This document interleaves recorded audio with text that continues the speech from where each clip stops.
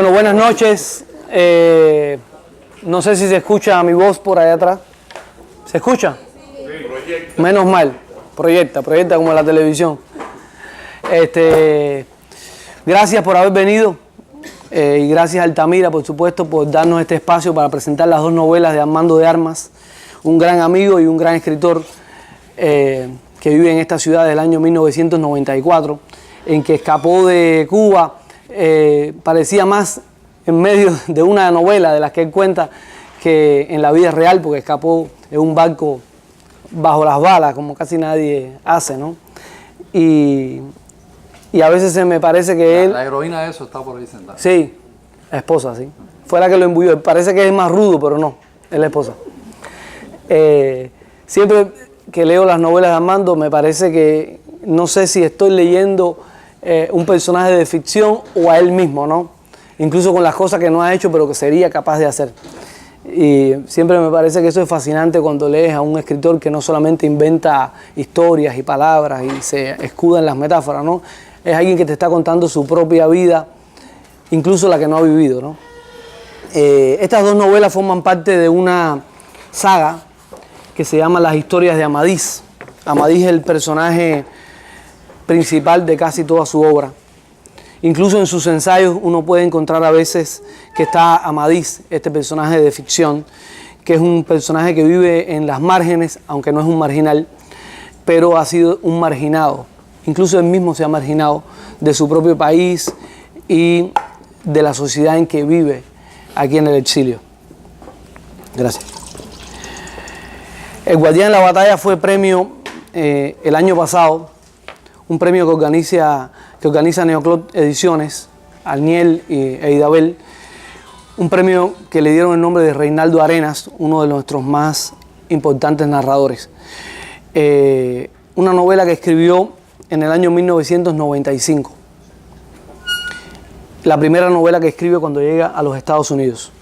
5 años después, escribe en el año 2000 Escapados del Paraíso con el mismo personaje, Amadís, ya no en el reencuentro, que era Amadís reencontrándose con una sociedad y con un mundo que no conocía, porque él venía de Cuba. El personaje de La Tabla, que se escapa, aquí ya se encuentra por primera vez, se deslumbra con otra sociedad completamente diferente. Y luego en Escapados del Paraíso ya él es parte de esta sociedad y la analiza, la critica como un exiliado que le corresponde mirar con atención el mundo en el que vive.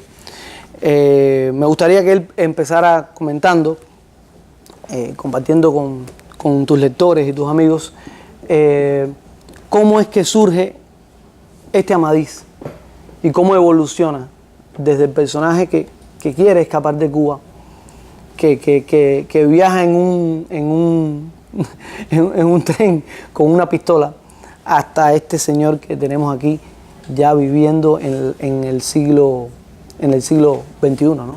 Bueno, se parecen mucho porque el Amadís de este tiene una pistola como modo de vida también, porque es un guardia de seguridad. Yo el primer oficio que hice fue ese, el de guardia de seguridad, y en un lugar bastante peligroso y peculiar, que es el Northwest de Miami, allá por Opaloca, en una clínica. Todos los días desvencijaban 2 o 3 carros y entonces habían varias pandillas que se enfrentaban por temas de tráfico de drogas y eso, y la policía con los pandilleros y yo en el medio. Esta es la vida real, ¿no?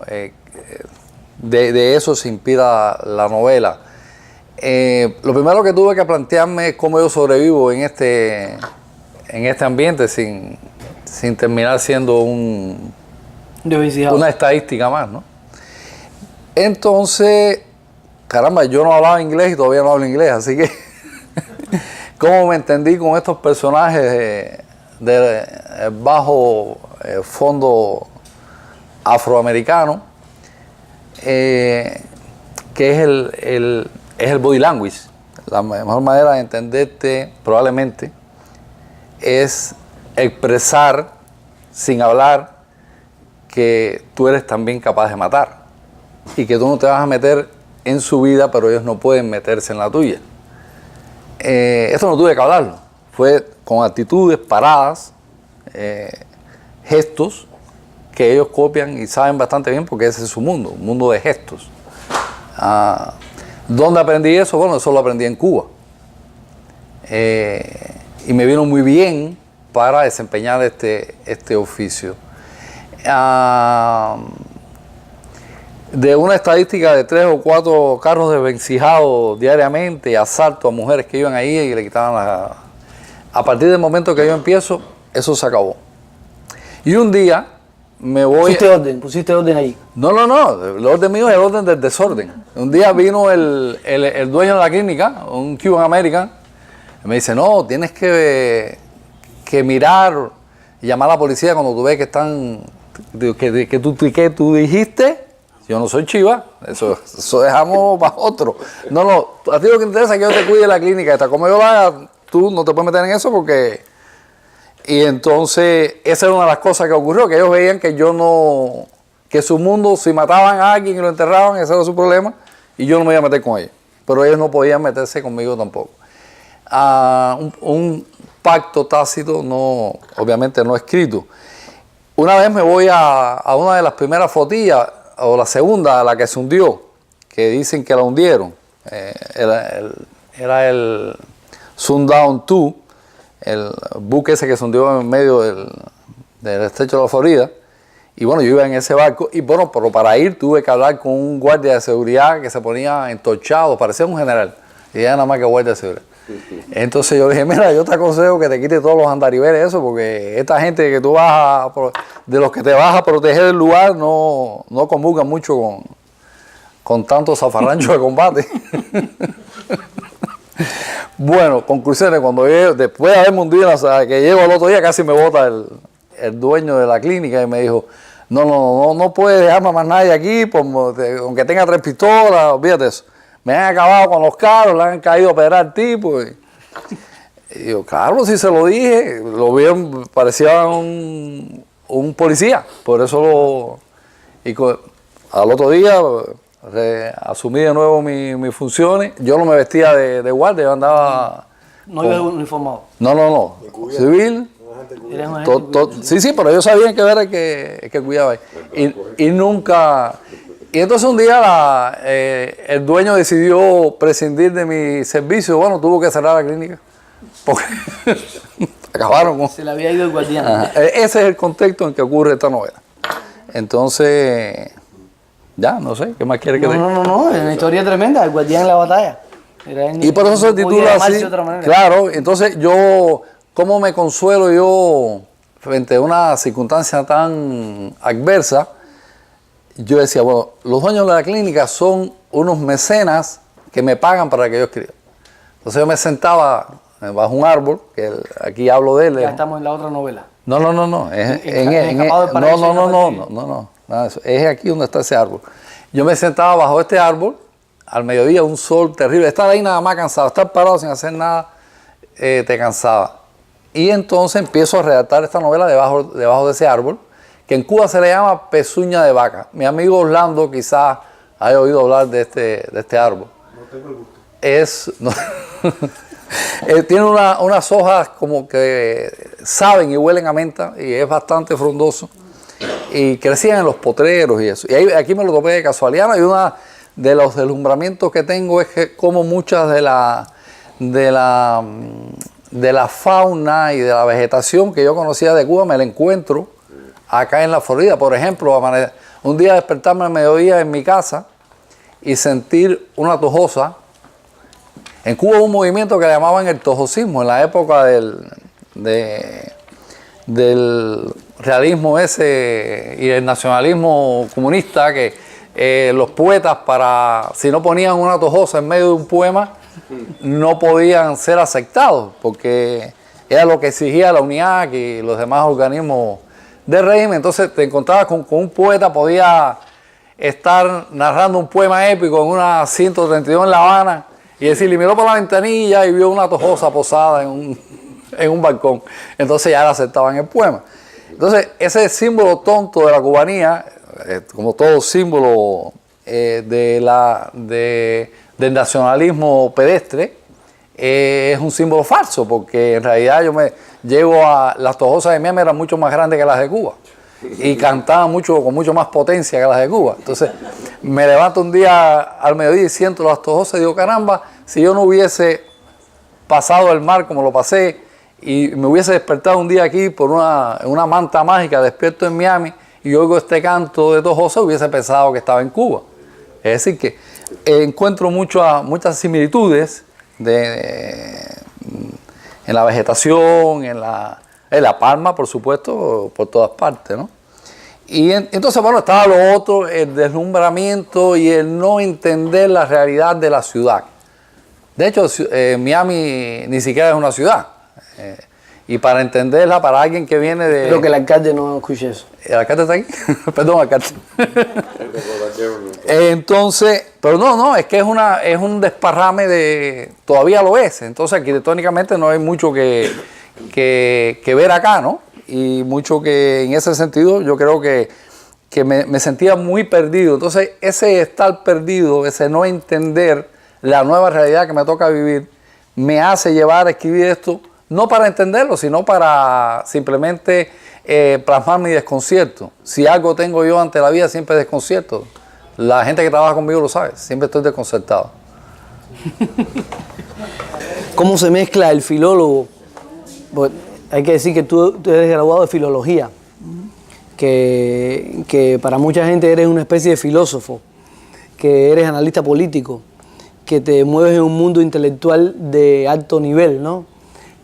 ¿Cómo se mezcla esa persona que analiza el mundo de esa manera con alguien que tiene que de pronto sobrevivir en un mundo tan marginal como el que tú acabas de contar? Bueno, yo tenía un gran amigo, amigo común con Ismael Hernández, que anda por ahí, que era Pipo el Cojo, Antonio, ahora no me acuerdo el apellido.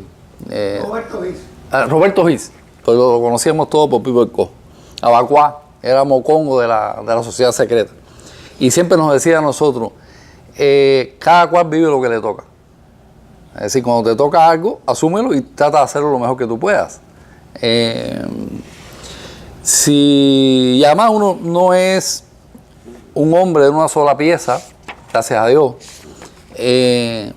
Siempre me llamó la atención y me causó horror conocer gente en Cuba que, por ejemplo, fueron a la escuela, tenían un trabajo, se casaron, tuvieron hijos y su vida nunca salieron del pueblito donde vivían, o si eran de Centro Habana, nunca salieron de Centro Habana. Es decir que para mí ese es realmente el horror, el no estar vivo. Yo creo que la vida es cambio, es asumirlos, aun cuando no quieras cambiar, porque en realidad nada más cómodo que estarse quieto, ¿no? Y a uno le gusta no tener que estar haciendo cambios en la vida, pero se te impone. Pero yo creo que se te impone porque es lo que te toca, es quien no le toca. Y si a mí me parece, desde el punto de vista como yo veo la literatura, que eso es muy importante para un escritor. Al menos un escritor que no tiene una cultura libresca, o auténtica o absolutamente libresca, como sería, por ejemplo, Lezama, que como bien sabemos casi no se movió de su entorno, y otros escritores que no lo necesitan. En realidad yo no llego a la literatura por los libros, yo llego a la literatura por la acción. Es decir, yo desde muy niño tuve una vida muy accidentada, muy movida, ¿no? Entonces, llena de aventuras y de cosas que normalmente no se viven. Y entonces un día empiezo a leerme a Jack London, a los libros de los piratas, como Emilio Salgari. Y yo, caramba, yo puedo ser escritor, porque muchas de las cosas que aquí se narran, yo ya las he vivido, si un día las voy a narrar. Claro, entre lo que yo dije y lo que yo hice hasta los 28 años. ¿Qué edad tenías en ese momento? Cuando me dije eso de que un niño, no sé, 10, 11 años, pensé que podía ser escritor por esto que te cuento, ¿no? Y entonces, cosa curiosa, me convertí en un voraz lector, pero ¿cómo? Yo iba a la contratapa de los libros y si yo veía que el autor había sido un bala perdida, yo dije, caramba, hay que leerse a este hombre. Yo no tenía ninguna otra referencia literaria, yo nací en una familia sí, mi papá lo que tenía era apenas 3er grado, mi mamá el 5º, es decir, que no había, o sea, un ambiente donde tener un libro era un acto un poco sospechoso. Entonces yo no tenía... ¿Sospechoso de qué? Sospechoso de nada, esa bobería, este muchacho hasta ahora leyéndose un libro, en vez de estar trabajando. Entonces... Problema con la metáfora. Problema con la metáfora. Entonces, yo empiezo a leer por eso, sin ninguna otra referencia cultural ni literaria, nadie que me aconsejara. Entonces yo decía, mira, fue pirata ya en Londres, por ejemplo, robaba. Mira, hay que leérselo porque debe tener una vida interesante. Y así empecé a interesarme por la literatura hasta el día de hoy. A los 28 años es que empiezo a escribir. Ya lo he contado, se lo he contado a Denis y a Juan Abreu en entrevistas, pero lo repito aquí. ¿Por qué empiezo? Bueno, yo sabía que tenía que escribir. Ahora, para escribir hay una paradoja, hay que dejar de vivir. Y yo quería vivir. Entonces, ambas cosas no se pueden hacer. Se pueden hacer, ¿sabes? Alternándolas, pero no al mismo tiempo. Pero yo no quería parar de dejar de vivir, ¿no? Entonces, un día me mandan al hospital con un tajo como 28 puntos en un brazo que no podía hacer nada. Entonces yo estaba enyesado en el hospital y con la mano zurda empecé a agarrar partida. ¿El tajo fue porque estabas leyendo? Sí, seguro. Estaba en la iglesia. Entonces estaba... Diga la verdad, fregando los sueños. Pegándose por la ventana. Se me viró el alicate. Y entonces, empiezo a escribir así, en el hospital, y ya a partir de ese momento, que escribí un libro como de 300 cuartillas de relatos. Cuando lo terminé no me gustó, lo quemé, lo desaparecí. Y entonces después de eso es que viene La Tabla, la novela que ya tú conoces. Que la trajiste sí, en un nylon. Sí, de Cuba. En el barco, ¿no? Sí. Con Caballeros en el Tiempo. Caballeros en el Tiempo y Mala Jugada, libro que mucho le gusta a Denis, libro de relatos. Entonces ya ahí sí no pude pararme, por eso te digo que uno vive lo que le toca cuando te lo imponen. Yo hubiese seguido en la indecisión si la vida de una manera muy poco cortés no me hubiese dirigido hacia lo que yo creo que es mi destino, ¿no?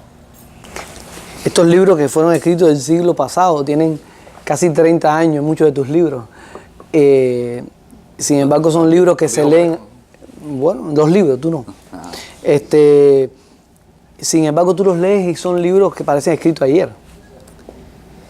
Bueno, yo creo que eso, vamos, yo siempre tengo el pacto con el punto medio entre el mal y el bien.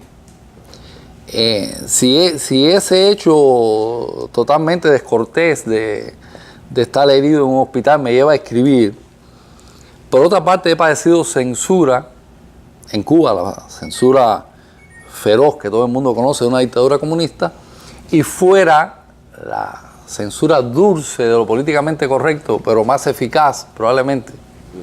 Entonces, como he sido víctima de eso, he tenido por necesidad que escribir de una manera que no muera en el tiempo. Si tratar, por lo menos, ¿no?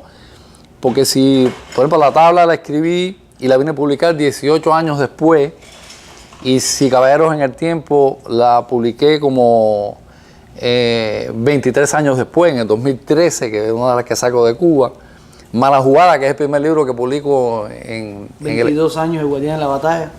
22 años de Guardián en la Batalla. 18 años Escapado del Paraíso. Es decir, que si he tenido eso, y tengo muchos otros libros esperando la oportunidad de ser publicados, nunca he tenido apuro por publicar.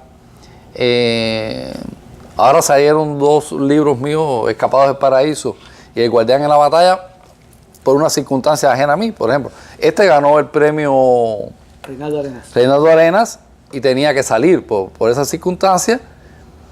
Y Escapados del Paraíso porque ya estaba en imprenta prácticamente para ser publicado en la colección Fuga.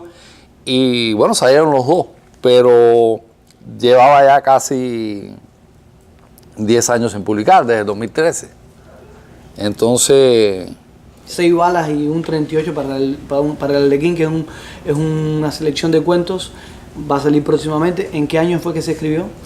Bueno, fíjate que un libro de cuentos tiene siempre la peculiaridad de que tú tú escribes un relato y lo guardas, y después entonces ahí hay relatos desde el año 2000, creo que fue el primero. Todos son escritos acá.